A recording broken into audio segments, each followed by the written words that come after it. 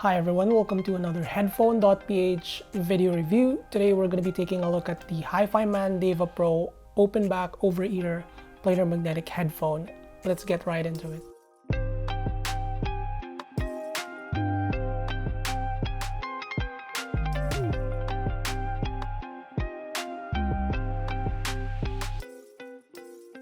Before we begin, I want to say that this review unit was sent out by Mark from Hifiman and I was allowed to keep it. Having said that, all my thoughts are not influenced by them in any way, shape, or form, just like any other reviews in this channel. So the Hifiman Deva Pro is the successor to the older Deva model, which surprisingly isn't still discontinued.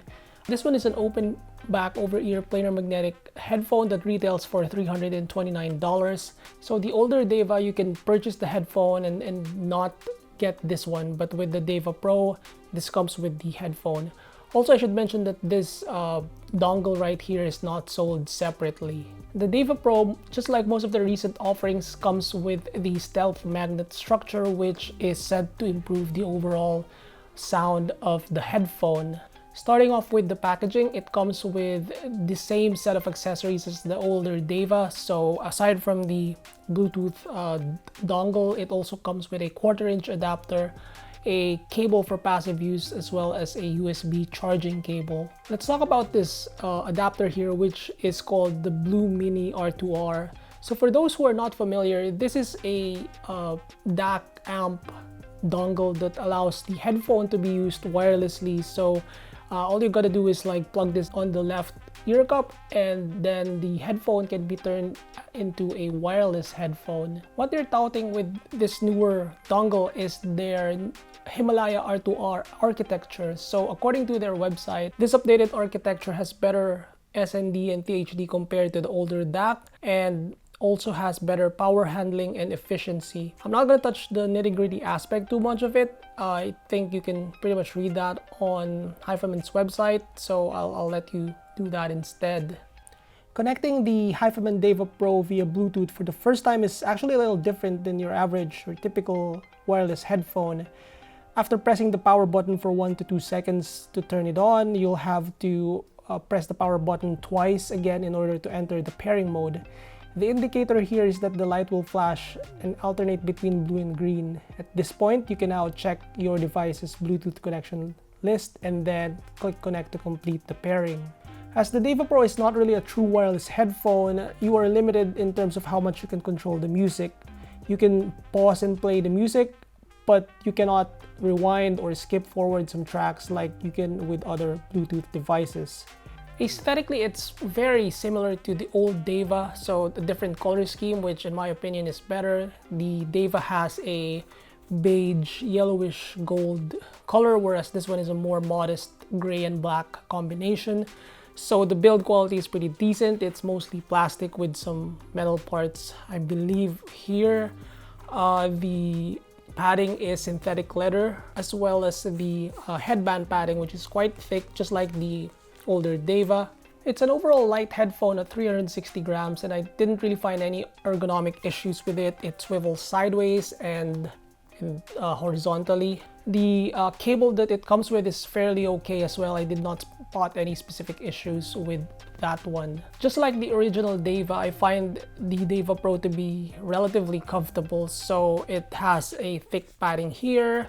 The ear pads are pretty soft, and the only minor complaint that I have is that the circular ear cups don't hug your head as much as other oblong shaped ear cups do, so it doesn't feel as secure as those headphones. The Deva Pro does not have any passive noise isolation and also leaks a ton of sound, so it's definitely not a headphone that you can use in a quiet office environment because you're certainly going to disturb a lot of your co-workers. The battery in the dongle seems slightly better than the old one, but it's still no match if you're gonna compare it to a true wireless headphone. So this one can last you up to 6 hours maximum. In my experience, it's right around 5 to 6 hours and no more than that. It also takes quite a bit of time to fully charge this one. So in my experience, it's close to 2 hours before you can fully charge it from 0 to 100%. So definitely not a full day headphone if you're going to be using it wirelessly.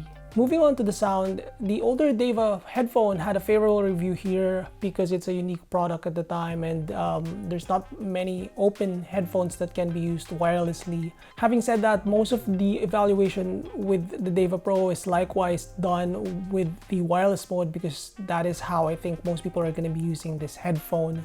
Yes, you can use the headphone in wired mode, but it has a low sensitivity, which means you'll likely need a decent entry-level amplifier to bring it up to its full potential. I did try this one with straight from my Samsung S10, and it just sounded wrong. It improved a bit with the LG G8 with its quad DAC, as well as just from the headphone out of my Asus laptop.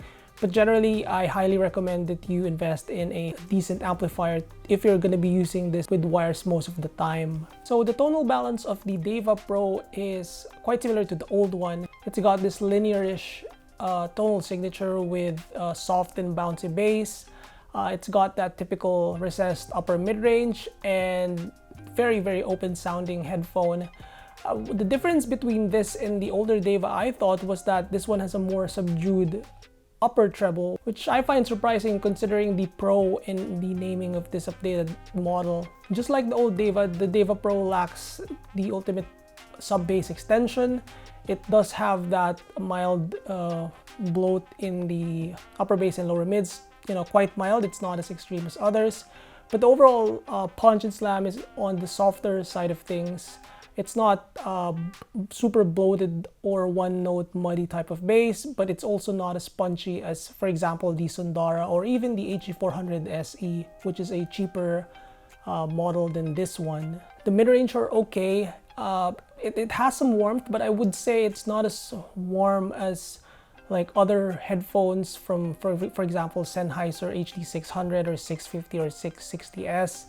Or even the focal clears. So if you're used to that kind of accentuation around the lower middle mid-range, then the Deva Pro does not have that. It does have that typical recession in the upper mid-range, as I mentioned earlier, but I feel like it's more filled out than the original Deva, so I did not find myself needing to EQ that like 2 kilohertz part upwards, and I didn't spot any timbre issues in vocals as well. There's no edginess or something metallic or anything like that. The treble frequencies are not fatiguing, but I wouldn't call it smooth or liquid as well. It's what I would call a little papery sounding. Some may find the quantity lacking here actually.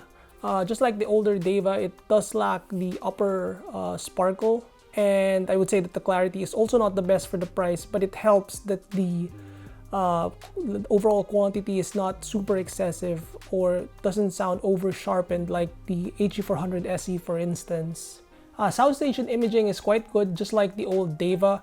I wouldn't say it's as big as Hifiman's egg-shaped headphones such as the Edition XS or the Aria or the Ananda, but Hifiman circular headphones in general have a decent stage in imaging for me. I think it's comparable to the Sundara and the HE400 SE in terms of like overall depth and width. The ability of the headphone to retrieve detail is, I would say, average for the price. It's a fast sounding headphone just like most planar headphones, and I think it's got that nice snappiness despite having an overall soft presentation. As I was saying earlier, efficiency is not very good, so you may need to invest in a amplifier to be able to power it to its full potential. I did run it off the mono-price THX887, which is a $200 amp, and it did sound fine there. Surprisingly not as bright as I thought, but it's more than enough to power the headphone when using it in wired mode. I also tried it with the more expensive Luxman P1U, which is a discontinued solid-state amp, and the difference is actually quite minimal. I could spot it being more dynamic and engaging and better sounding at lower volumes, but unless you have a high-end headphone that could use a higher-end amplifier like the P1U, I think an amp like the THX789 or THX887 is more than fine with it. I did try EQing the headphone as well, and it did respond to EQ just fine. So you can try to be surgical here and adjust it in a bunch of places, but for me, I only added some sub-bass accentuation and I was okay with the sound.